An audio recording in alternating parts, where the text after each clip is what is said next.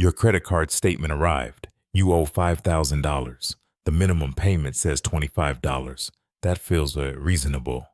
You pay it. You move on.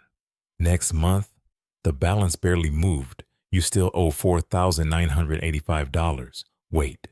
You paid $25. Where did the money go? Here's the truth your credit card company will never explain to you. That minimum payment wasn't designed to help you get out of debt. It was designed to keep you in it for as long as possible. And the math behind it is devastating. Most people think the minimum payment is the credit card company being flexible, giving you a break. Nope. The minimum payment is usually the greater of $25 or 2% of your balance. On a $5,000 balance, that's $100 in the first month. Sounds okay so far.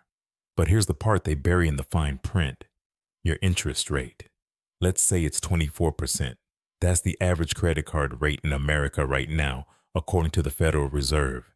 At 24%, your $5,000 balance creates $100 in interest charges every single month. So when you pay that $100 minimum, $100 goes to interest. $0 go to your actual balance. You paid money. You feel responsible. And your debt didn't shrink by a single cent.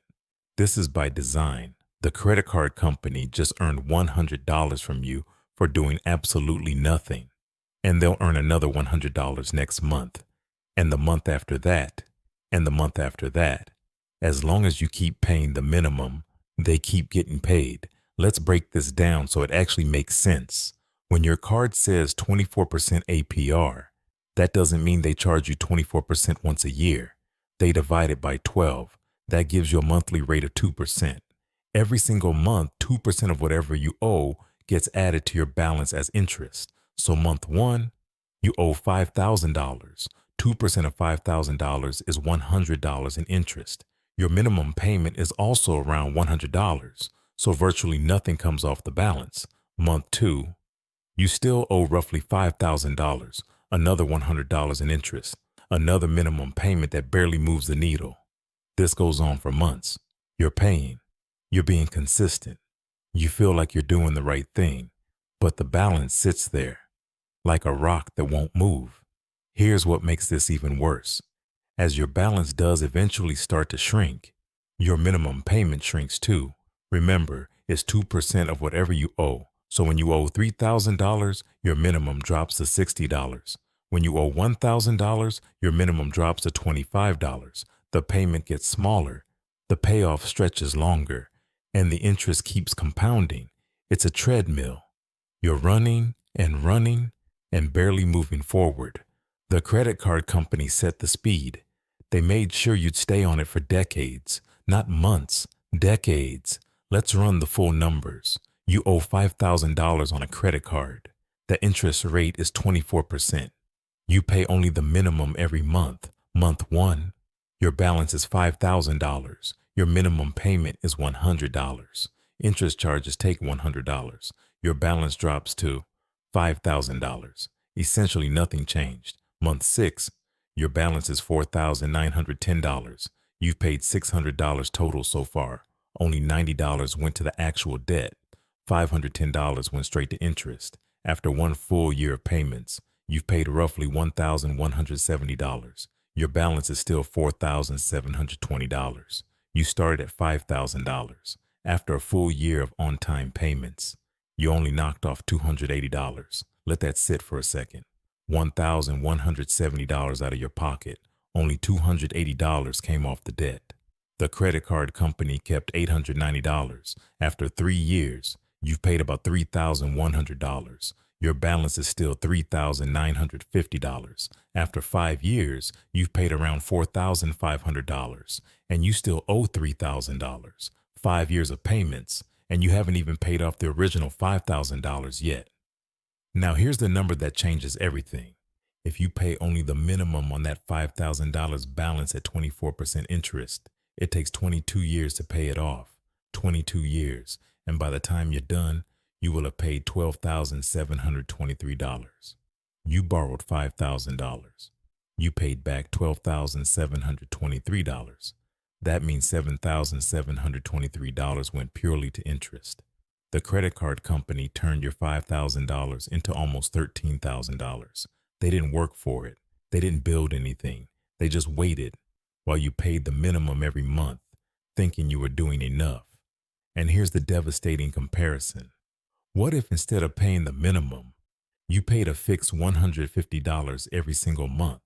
Same $5,000 balance, same 24% interest. At $150 a month, you'd be debt-free in 44 months. That's 3 years and 8 months. Total paid, $6,584.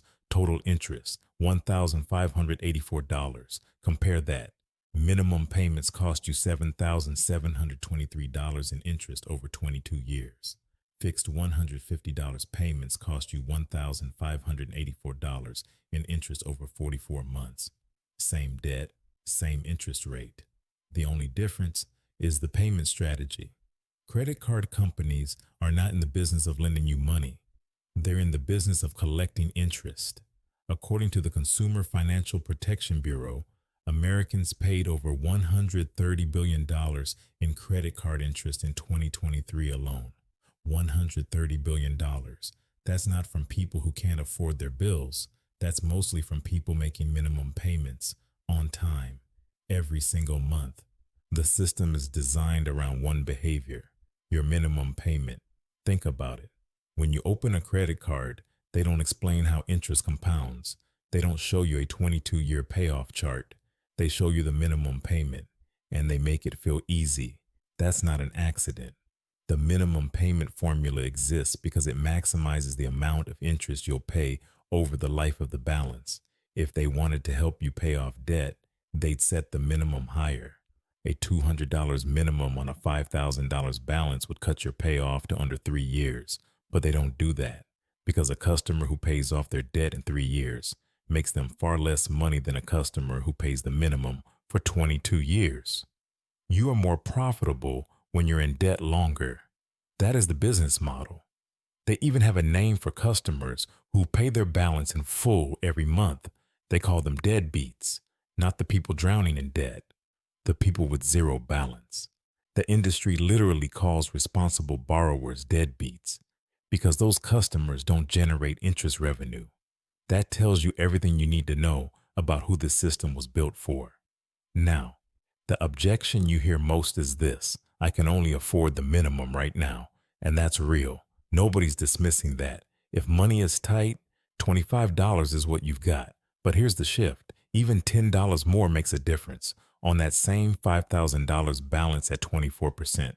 Paying $110 instead of $100 cuts years off your payoff. Every extra dollar goes entirely to the balance, not to interest, entirely to principal. So here's the plan. Step 1. Stop using the card. This sounds obvious, but 60% of people with credit card debt are still adding to their balance every month, according to a Bankrate survey. You can't drain a bathtub if the faucet is still running. Cut it up, freeze it, delete it from your online shopping accounts, whatever it takes. Step 2. Pick a fixed payment you can afford and never go below it. If you can do $150 a month, pay $150 every single month, even as the minimum drops to $60, then $40, then $25. You stay at $150. This is the key. The credit card company lowers the minimum to keep you paying longer. You refuse to follow their schedule. Step 3. Every extra dollar goes to this debt. Tax refund, put it here. Side hustle money, put it here. Birthday cash, put it here. Every $100 extra you throw at the balance saves you roughly $250 in future interest. That's not a guess. That's the math at 24% compounding. You are buying back your future every time you pay above the minimum. And here's the part nobody tells you. The hardest month is month 1. After that, momentum takes over. You see the balance drop. You feel it. And something changes in how you see money entirely. 2 people. Both owe $5,000 on a credit card. Both have 24% interest. Both earn the same income. Both think they're handling it. Person A pays the minimum every month. They never miss a payment. They feel responsible. The balance slowly drops. year after year. After 5 years, person A has paid $4,500 and still owes $3,000. After 10 years, person A has paid about $7,800 and still owes $1,600. After 22 years, person A finally pays off the card. Total cost, $12,723 for a $5,000 balance. Person B watched a video like this one. They decided to pay $150 a month, fixed, no matter what the statement says. After 1 year, person B has paid $1,800 and owes $3,800. Real progress. After 2 years, person B has paid $3,600 and owes $2,300. After 3 years and 8 months, person B is completely debt-free. Total cost, $6,584. Let's put them side by side. Person A, 22 years, $12,723 total, $7,723 in interest. Person B, 44 months, $6,584 total, $1,584 in interest. Person B saved $6,139. Person B got 18 years of their life back. Same debt, same interest rate, same income. The only difference is that person B understood how minimum payments actually work. That's it. That's the entire difference. Before today, you probably thought paying the minimum meant you were handling it. That's what they wanted you to believe. Now you see the math. Now you see how the system profits when you follow their schedule. This is not your fault. Nobody taught you this, but now you know. And knowing changes everything. You're not a minimum payment person anymore. You're someone who understands the game and refuses to play by their rules. Share this with someone you care about. They deserve to see these numbers too.